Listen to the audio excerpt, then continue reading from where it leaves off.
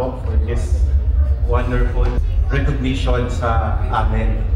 Kami po nung nag-start po kaming magnegosyo from the very humble beginning. Wala kaming budget. Sa loob ng 6 na taon na pagtangkilik sa amin, sa aming produkto, ganitong klaseng award, tunay po talaga na nagsumika po kami. At sa ngayon, ito po ay napakalaking tulong sa aming negosyo.